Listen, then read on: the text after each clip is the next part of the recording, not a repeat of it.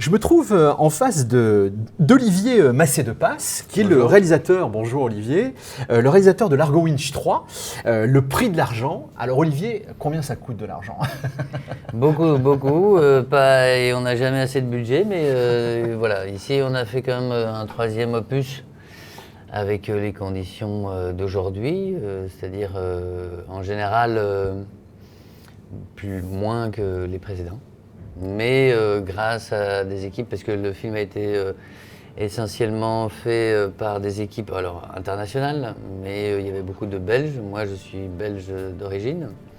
Et c'est pour ça que je suis monté sur le projet, parce que la pan-européenne, la production française voulait, je ne sais pas pourquoi, mais en tout cas un réalisateur belge pour ce troisième opus. Et donc j'ai répondu présent. Le lien peut-être par rapport à la bande dessinée, la Oui, culture belge, etc. J'imagine qu'il y a quand même voilà. un lien direct. Voilà. Oui, j'imagine. Olivier, en fait, est-ce que vous pouvez vous présenter en quelques mots votre parcours professionnel, comment on est arrivé au cinéma, etc., s'il vous plaît? Alors moi, je viens de la BD. J'ai commencé par le dessin, puis après j'ai voulu commencer à faire des histoires. Bon, là on parle de 12-13 ans, et puis à un certain moment je suis tombé sur... il me manquait quelque chose dans la BD qui était le mouvement.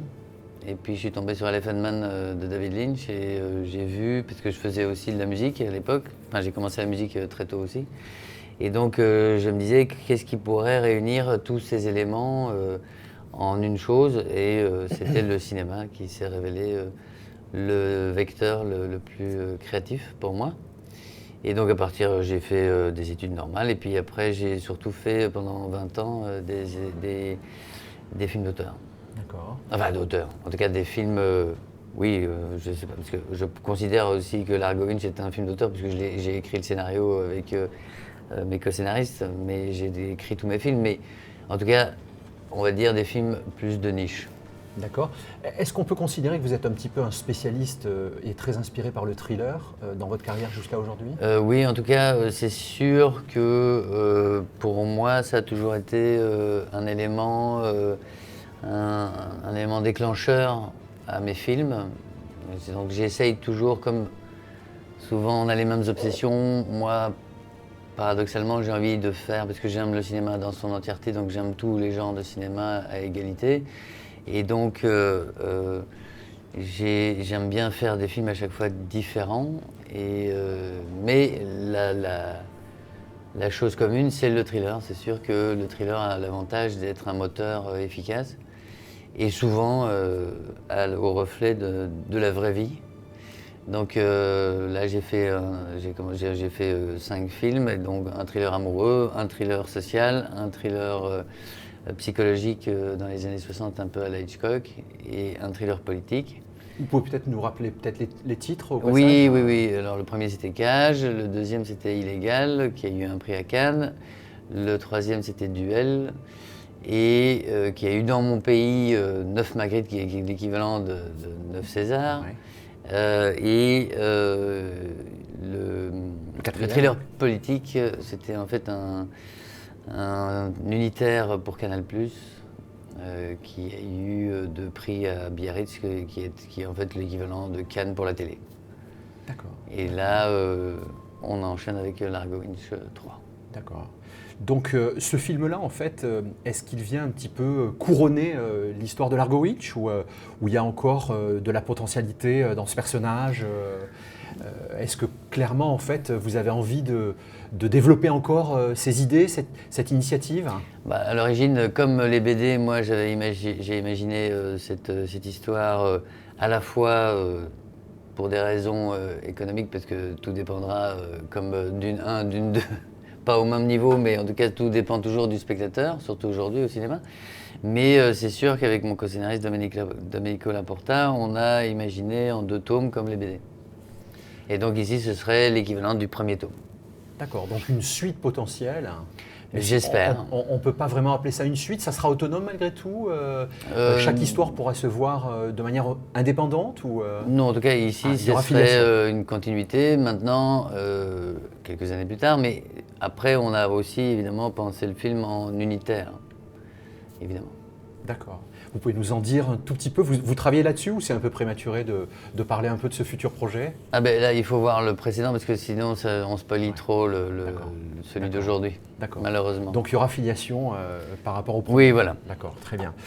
Vous nous avez parlé un tout petit peu de musique. Nous, on diffuse des musiques de films tout au long de la journée. C'est très bien. C'est un pôle d'intérêt pour vous particulier? Vous auriez pu être un jour musicien, composer des musiques de films peut-être? Ou c'est quelque chose qui vous a traversé l'esprit ou pas du tout? C'est-à-dire, malheureusement, on ne peut pas tout faire, et je n'ai pas le talent de pouvoir tout faire en tout cas, mais c'est sûr qu'en parallèle, moi j'ai toujours composé de la musique, je suis autodidacte.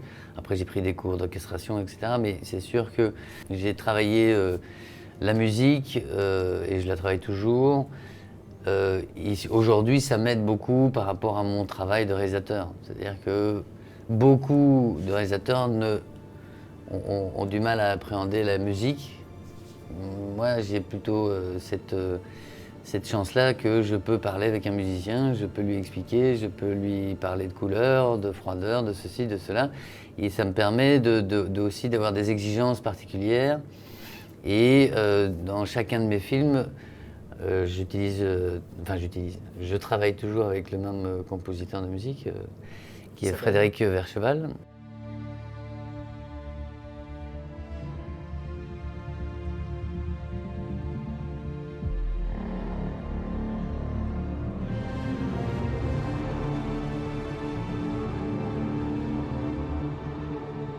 Chaque fois, j'arrive et je lui dis, voilà, on va partir sur ce genre de mélange de musique.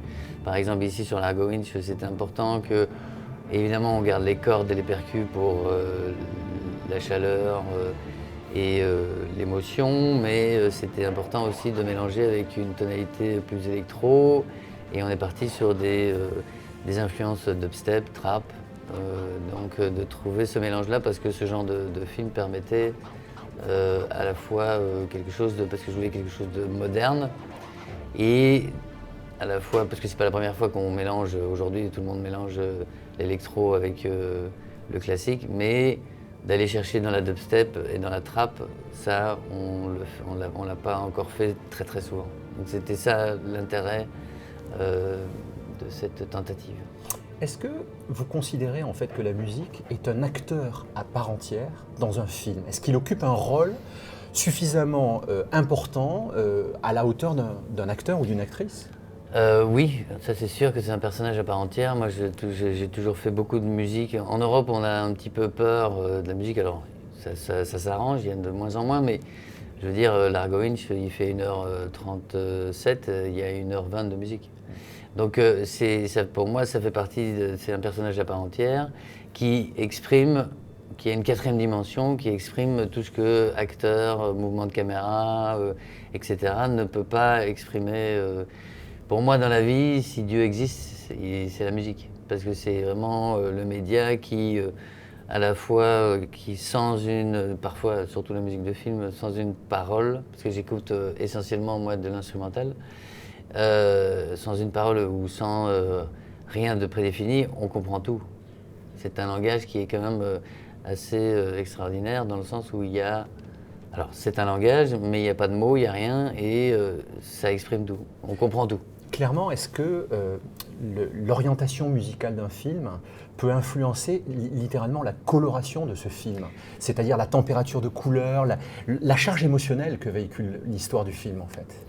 Oui, alors ça peut influencer, etc. Mais c'est sûr que... Une sorte de réponse, en quelque sorte. Mais moi, je prendrais toujours l'exemple, c'est qu'il y a beaucoup de scènes cultes. Hitchcock, la scène de la douche, les films de Sergio Leone. Vous enlevez la musique, faites l'exercice, et bien vous allez voir que le film perd 60% de son efficacité. Donc c'est toujours... c'est pour montrer à quel point la musique est un élément essentiel pour moi au cinéma. Après, évidemment, il y a des cinéastes qui décident de ne pas utiliser... Le silence est aussi une musique. Donc, mais ici, dans l'ordre des choses, souvent la musique est le quatrième personnage. Ouais. À travers ce film, en fait, qu'est-ce que vous aimeriez que l'on retienne de ce que vous avez voulu dire? Alors, plusieurs choses. J'espère qu'on retiendra que les scènes d'action sont pas ringardes pour un film européen. J'espère que les gens retiendront le fait qu'il y ait dans ce genre de film, ce qui est un petit peu compliqué, c'est qu'il y ait des moments d'émotion. Et qui est, même si on s'amuse et qu'on a du fun, qui est quand même un petit fond politique, enfin pas politique, mais en tout cas un petit fond de réflexion. Parce que c'était important pour moi que ce Largo parle d'aujourd'hui, des questionnements d'aujourd'hui. Largo a mûri, il a un fils, il a des responsabilités différentes. 13 ans plus tard. Voilà, il a des responsabilités différentes et donc c'est sûr et certain. Et après, dans ces responsabilités-là, même si on veut changer le monde, il y a toujours une face cachée. Alors il y a une tradition à la radio du cinéma que pour ponctuer notre rencontre, je vais vous demander s'il vous plaît en fait de me citer votre musique préférée, votre film préféré et votre réplique de cinéma préférée. Ok, alors préféré ça n'existe pas, mais en tout cas les choses qui me parlent, qui font partie de mon panthéon. Au niveau de la musique, il y a la musique de Cliff Martinez pour la série de Nick, qui est assez exceptionnelle justement, et parce que en fait la série parle d'un hôpital au début du siècle à New York, et on n'a que de la musique électro.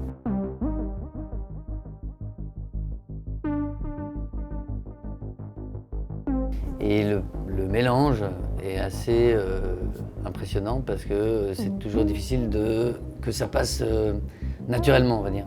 Et ici, il a fait le tour de force de rendre ça mémorable pour moi. D'accord. Alors le film préféré, mon film préféré, en fait mon film préféré c'est celui, alors il y a des films inatteignables, et alors ce film est inatteignable aussi, mais c'est celui qui m'a donné envie de faire des films et qui m'a dit, tiens, peut-être qu'un jour, je pourrais y arriver. Voilà. Et ça c'est Voyage au bout de l'enfer de Michael Cimino, ou Deer Hunter en anglais, qui raconte l'histoire de 3 copains qui vont au Vietnam, et voilà, c'est 3 heures, c'est un film magnifique. Alors aujourd'hui, on ne peut plus produire ce genre de film, malheureusement, mais en tout cas, je ne perds pas espoir. C'est nous qui tenons le jeu maintenant. Toi et moi. Toi et moi, on tient le jeu maintenant. Ok. Et la réplique, bon là, c'est moins réfléchi, mais je trouve qu'une réplique, c'est quelque chose qui claque et de tout temps et qui doit être assez réduit, donc c'est Hasta la vista, baby. Hasta la vista, baby. Terminator. Écoutez, je vous remercie infiniment. Merci beaucoup. Un petit message, un petit teaser pour nos auditeurs. Je vais faire mieux parce que je ne connaissais pas cette radio, mais maintenant je ne vais pas arrêter de l'écouter. Merci écoutez, beaucoup. Ça c'est charmant. Merci infiniment. Merci.